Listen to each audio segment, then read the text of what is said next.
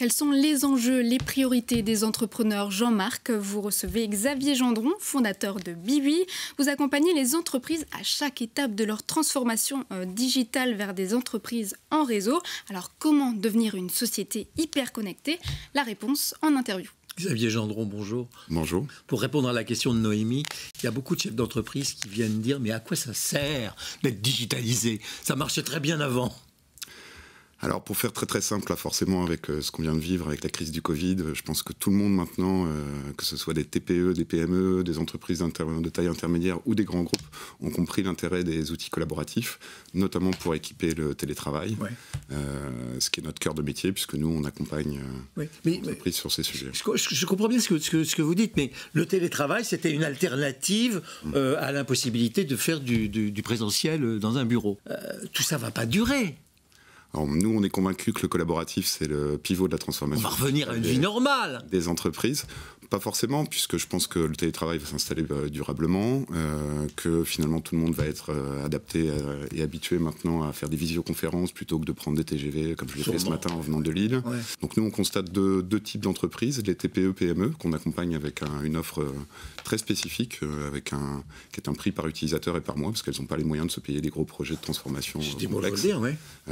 Et ces TPE-PME, elles n'avaient pas encore mis en place ce type d'outils. Donc nous, on les accompagne pour migrer sur des outils collaboratifs dans le cloud, donc pour s'affranchir notamment des problématiques d'infrastructure. Et puis on a des entreprises de taille intermédiaire qui, elles, avaient les outils, mais les utilisaient pas forcément très bien.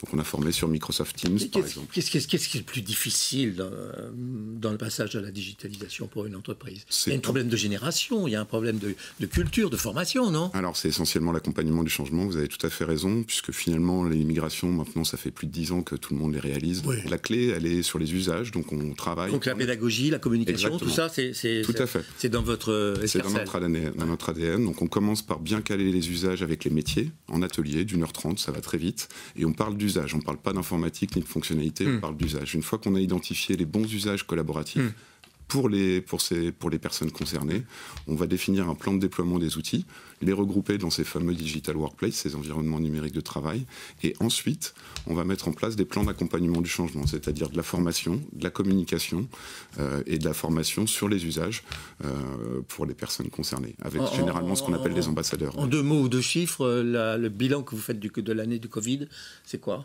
Alors nous, on a connu un moins 70% pendant 3 mois, pendant toute la phase de premier confinement, bien qu'on puisse réaliser toutes nos prestations à distance. Les entreprises étaient paralysées, tout simplement. Et puis, on a plein de clients dans le transport, le retail. Donc, moins 70. Moins 70 en production.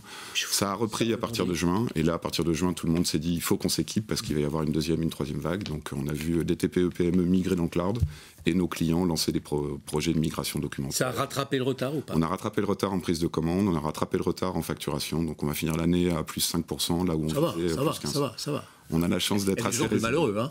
Il y a des gens beaucoup plus malheureux, puis on a la chance d'avoir 40% de notre chiffre d'affaires en abonnement récurrent. Donc ça nous rend très résilients en effet. Biwi, B-E-W-E, biwi.com, .fr, .eu. J'aurais dû le dire.